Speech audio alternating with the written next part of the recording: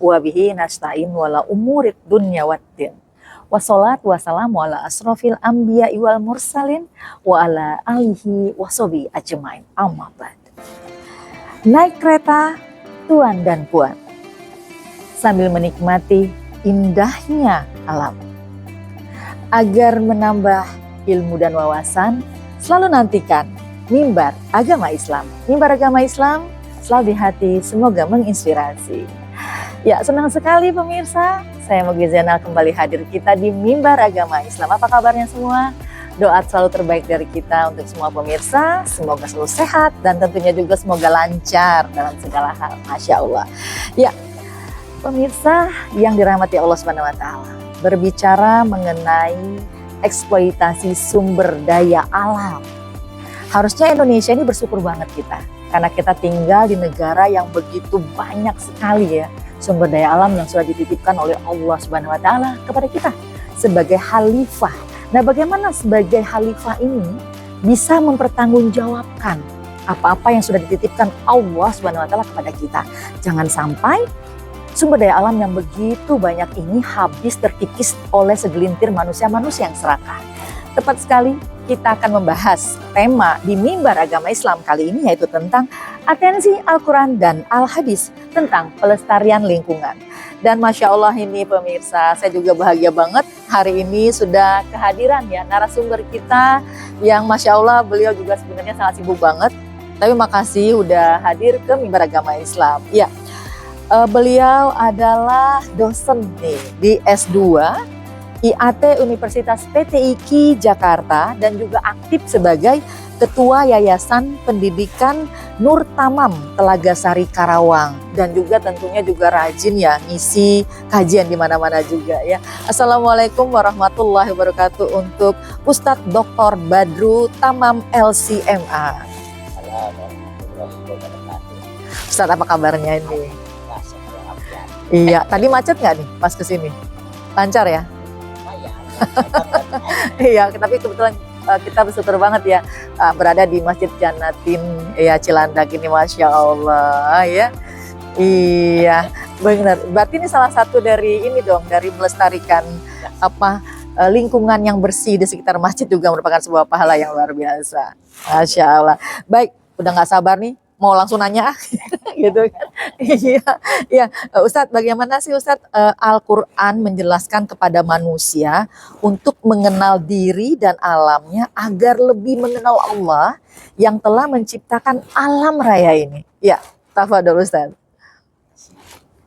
Para pemirsa Islam yang dirahmati Allah Subhanahu wa taala. Ini beranjak itu dimulai dari hadis Rasulullah Shallallahu Alaihi Wasallam. Beliau bersabda, "Man arafa nafsahu, faqad arafa rabbahu." Siapa yang mengenal dirinya, maka dia akan mengenal Tuhannya, Allah Subhanahu wa taala. Kemudian para ulama ini menyatakan bahwa seseorang mesti mengetahui awal mulanya, yaitu mengenal dirinya, kemudian mengenal lingkungannya. Ini diharapkan dari mengenal, kemudian memahami, menyadari, kemudian akan mengakui kemahabesaran bahwa Allah Subhanahu wa taala di alam raya ini sebagai pencipta seluruhnya. Para pemirsa Mimbar Agama Islam yang dirahmati Allah Subhanahu wa taala, mengenal diri itu dengan hadis tadi, man arafa nafsahu faqad arafa rabbahu. Ini adalah dasar. Kenapa? Karena ini sebagai puncak atau batu peletak tangga pertama untuk memahami selanjutnya, yaitu alam sekitarnya. Allah Subhanahu wa taala berfirman dalam Al-Qur'an, "Walladzi khalaqas samawati wal arda bil haqq." Dialah yang telah menciptakan langit dan bumi dengan benar. Jadi manusia dengan mengetahui dirinya, lalu mengetahui alam sekitarnya, ini karena manusia setelah memahami apa-apa yang ada di organ tubuh kita. Tetapi bukan hanya mengetahui organ tubuh kita saja, tetapi harus mengetahui tujuan penciptaan dan fungsi manusia di alam raya ini. Masya Allah ya. Jadi intinya sebenarnya dalam Al-Quran tuh udah sangat komplit ya. Ustadz menjelaskan semua segi dalam kehidupan kita termasuk tentang pelestarian lingkungan ini ya. Dan Masya Allah banget. Nah Ustadz Badru, apakah alam raya ini juga beribadah Ustadz? Lalu apakah juga Al-Quran menjelaskan tentang ukhuwah makhlukiyah? Tapi jangan dijawab dulu. Kita jeda dulu ya Ustadz ya. Ya. Baik pemirsa Mimbar Agama Islam, jangan kemana-mana ya. Tentunya nantikan jawaban ini, kita kembali setelah yang satu ini. Ya, pemirsa Mimbar Agama Islam, kembali kita di tema Atensi Al-Quran dan Hadis tentang Pelestarian Lingkungan bersama Ustadz Dr. Badru. Ya, Ustadz, seperti yang tadi saya tanya ya, apakah alam raya ini juga beribadah? Lalu apakah Al-Quran juga menjelaskan tentang ukhuwah makhlukiyah? Ya, tafadhol Ustaz. Nah, sekali dalam Al-Quran itu menyatakan bahwa alam raya ini juga beribadah kepada Allah Subhanahu wa Ta'ala. Setelah saya membaca itu minimal saya temukan itu ada 4. Yang pertama itu mustalahat atau term sabbah. Allah Subhanahu wa Ta'ala berfirman,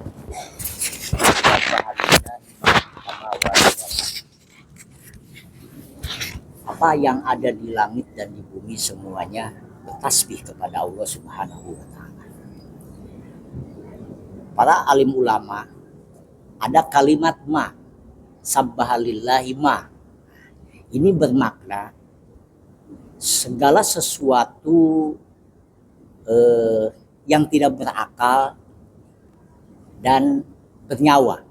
Nah, jadi seperti jenis tumbuhan, jenis hewan, dan termasuk planet, meteor, dan partikel yang ada di alam raya ini termasuk pada kalimat ini.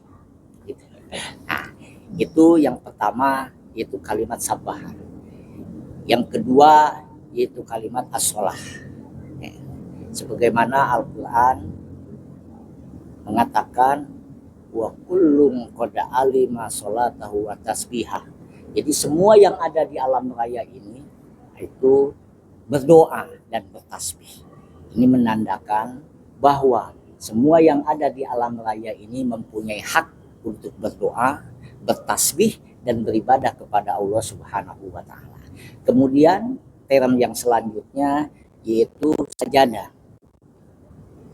Sebagaimana dalam Al-Quran, walillahi yasjudu ma fis samawati wal ardh. Semuanya yang ada di alam raya ini itu bersujud kepada Allah Subhanahu wa Ta'ala. Dan yang terakhir yaitu aslama. Jadi semua yang ada di alam raya ini mempunyai hak untuk berserah diri kepada Allah Subhanahu wa Ta'ala. Walahu man aslama man fis samawati wal ardh. Semuanya yang ada di alam raya ini berserah diri kepada Allah Subhanahu wa Ta'ala. Jadi dari term 4 ini menunjukkan bahwa semua yang ada di alam raya ini juga beribadah kepada Allah Subhanahu wa Ta'ala. Nah, tadi pertanyaan yang kedua, ya. Itu apakah di alam raya ini ada ukhuwah makhlukiyah? Nah, betul. itu bagaimana Ustaz? Nah, betul. Nah, ini term selanjutnya yaitu ada kalimat di dalam Al-Quran itu umamun, yang artinya semua yang ada di alam raya ini juga mempunyai hak komunitas masing-masing.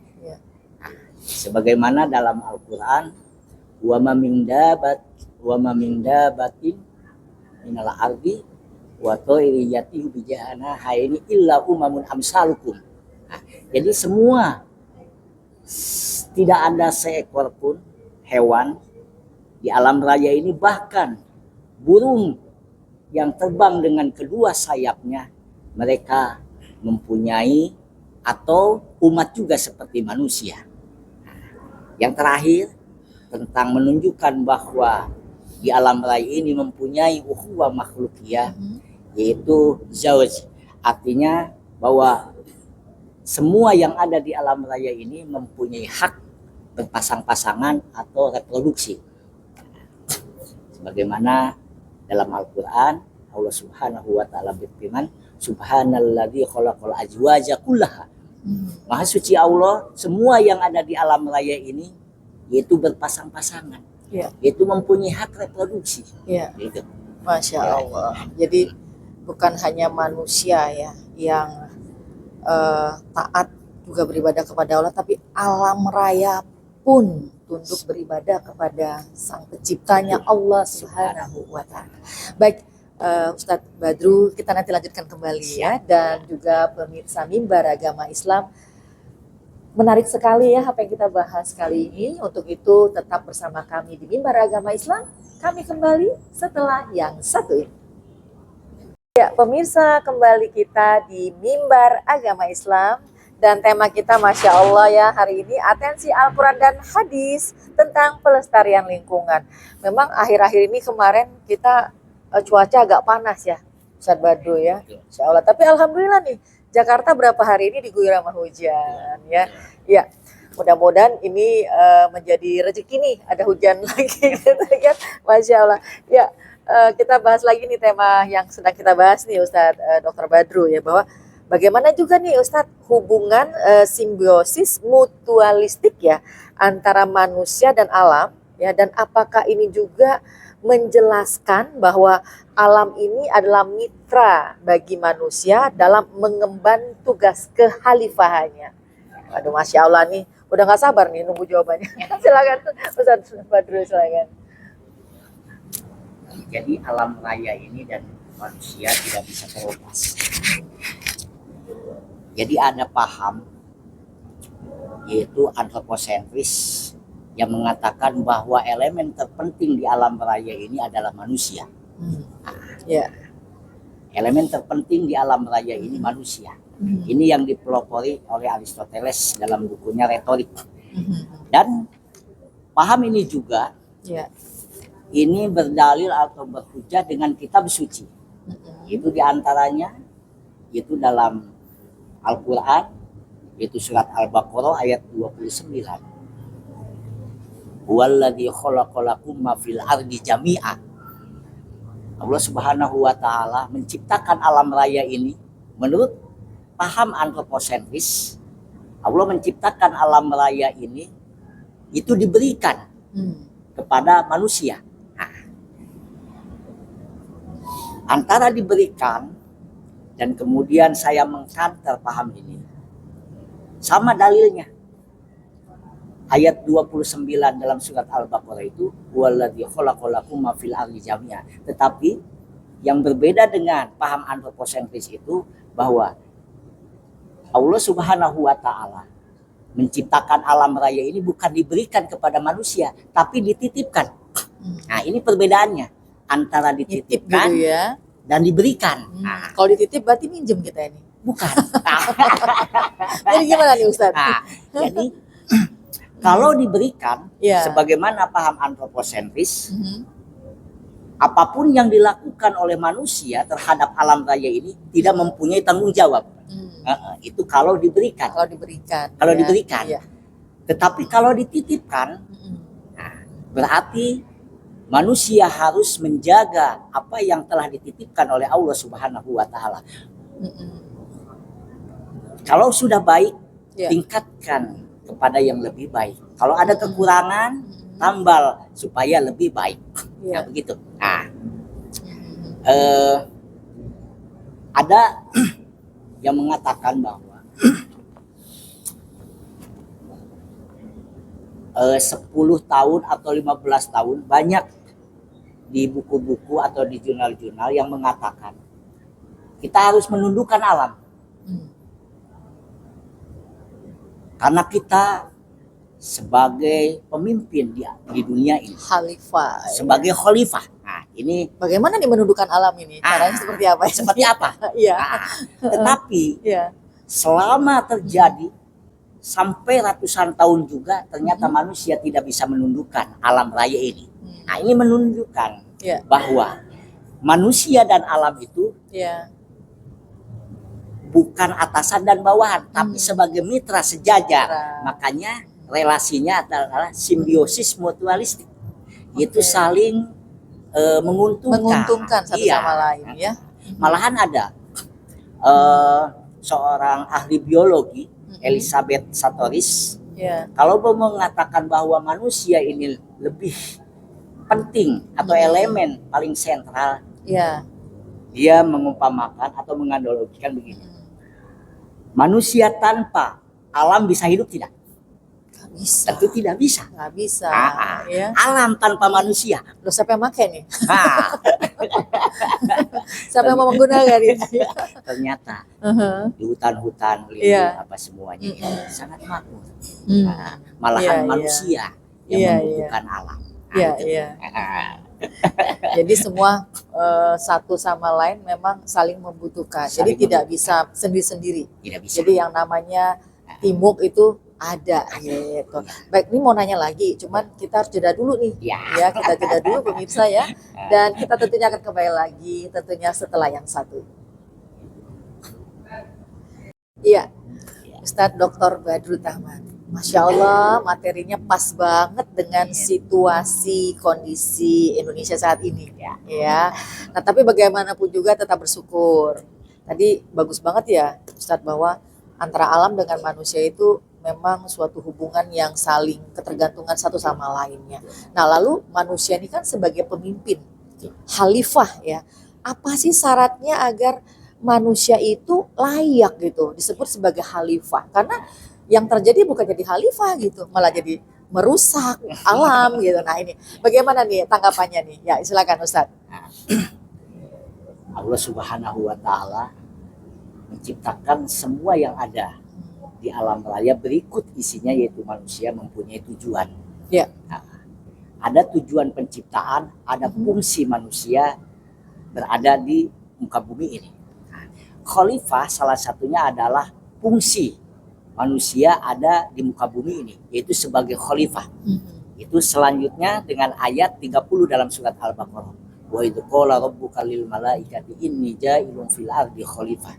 Jadi Allah Subhanahu wa taala menciptakan manusia ini sebagai fungsi untuk mengelola, untuk konservasi alam di muka bumi ini.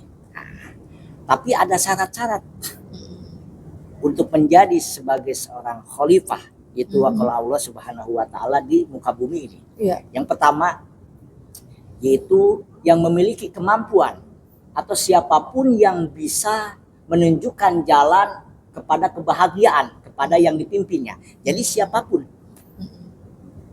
ini yang bisa menunjukkan jalan kebahagiaan itulah sebagai khalifah. Itu syarat yang pertama. Yang kedua mempunyai akhlak karimah, akhlak yang mulia. Insyaallah. Sebagaimana dalam Al-Quran Rasulullah SAW dipuji oleh Allah Subhanahu wa taala, laqad kana lakum fi Rasulillahi uswatun hasanah. Itu yang kedua. Yang ketiga taat beribadah. Nah, terus beriman yang kuat. Nah, sebagaimana dalam kitab-kitab tauhid, kitab-kitab tasawuf, iman itu minimal ada 3, yaitu tasdikun bil qalbi, mengakui atau tertanam di dalam hati, wa iqrarun bil lisan, diucapkan dengan hati kemudian diaplikasikan dengan perbuatan. Nah, terus kemudian mempunyai sifat sabar. Nah, ini berhubungan kalau dalam ilmu tasawuf, sabar ini adalah tingkatan yang terendah dari 14 tingkatan yang paling puncak. Entah marifatullah atau mahabbah atau itkun minan nar. Nah, kemudian adil. Nah, indikator menjadi seorang khalifah itu harus adil.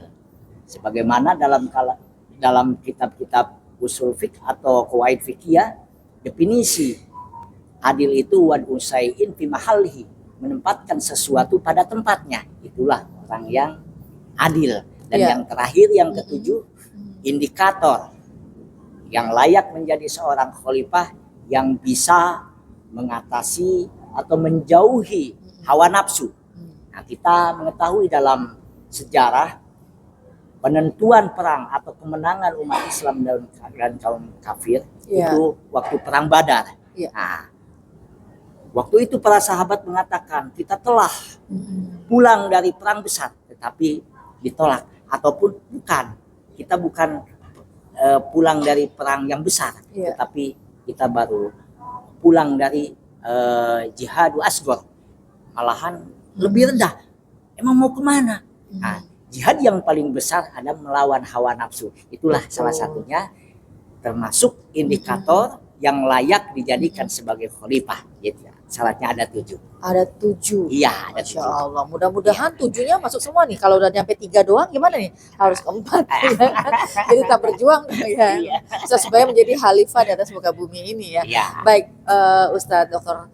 Badru, berkenaan dengan tema kita atensi Al-Quran dan hadis tentang pelestarian lingkungan ini. Nah, kita ini kan sudah di penghujung acara nih. Ustadz Badru, apa yang ingin Ustadz sampaikan kepada pemirsa Mimbar Agama Islam? Silakan.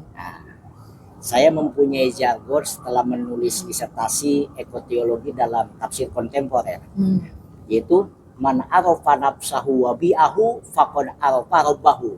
Siapa yang mengenal dirinya dan lingkungan alam sekitarnya, maka dia telah mengenal Tuhannya atau Allah Subhanahu wa Ta'ala. Masya Allah. Ya, makasih banyak Ustadz Dr. Badru Taman udah hadir ya, udah mengisi kajian hari ini di Mimbar Agama Islam. Insya Allah juga bermanfaat sekali untuk menambah keilmuan, keimanan juga ya pemirsa di rumah ya. Mudah-mudahan nanti bisa berjumpa kembali. Makasih banyak ya Ustadz ya.